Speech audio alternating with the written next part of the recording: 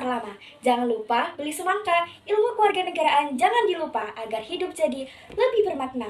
Hai, perkenalkan, nama saya Amanda Rosana Yuniar dari Prodi PG PAUD dengan NIM 2406511000011. Teman-teman, pernah nggak sih kalian bertanya kenapa kita harus belajar kewarganegaraan? Mungkin kelihatannya membosankan, isinya undang-undang, pasal-pasal, sejarah. Tapi tunggu dulu, ilmu ini ternyata penting banget dan sangat dekat dengan kehidupan kita sehari-hari. Ilmu kewarganegaraan adalah ilmu yang mengajarkan kita tentang hak dan kewajiban sebagai warga negara. Bukan hanya itu saja, kita juga diajak buat paham bagaimana sistem pemerintahan berjalan, bagaimana hukum bekerja, dan bagaimana cara kita bisa berkontribusi untuk bangsa.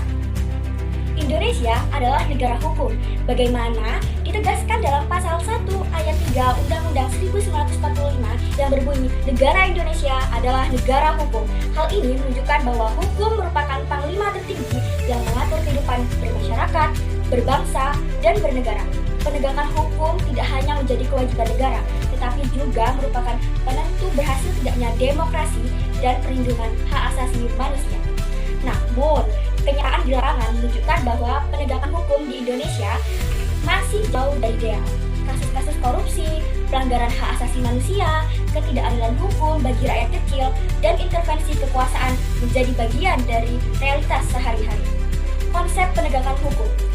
Penegakan hukum adalah segala upaya yang dilakukan oleh lembaga dan aparat penegak hukum untuk menjamin ditaatinya norma hukum yang berlaku dalam kehidupan bermasyarakat.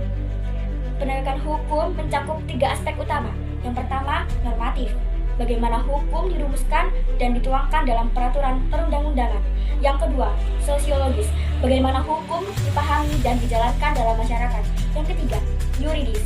Bagaimana aparat penegak hukum melaksanakan tugasnya berdasarkan peraturan hukum. Tujuan dari penegakan hukum adalah menjaga ketertiban dan keamanan masyarakat, memberikan keadilan bagi semua pihak, menjamin kepastian hukum, mencegah penyalahgunaan kekuasaan. Harapan untuk generasi mendatang, penegakan hukum di masa depan Indonesia harus menjadi simbol keadaban bangsa, bukan lagi hukum yang tajam ke bawah dan tumpul ke atas, tetapi hukum yang bertegas dan adil untuk siapapun tanpa kecuali. Generasi mendatang harus melihat hukum sebagai alat pembebasan, bukan penindasan. Dengan sistem hukum yang inklusif, adaptif, dan moral, Indonesia akan mampu mewujudkan negara hukum yang sejati, negara yang bukan hanya kuat secara aturan tetapi juga luhur dalam pelaksanaan keadilan. Mari jadikan hukum sebagai cahaya keadilan, bukan alat kekuasaan.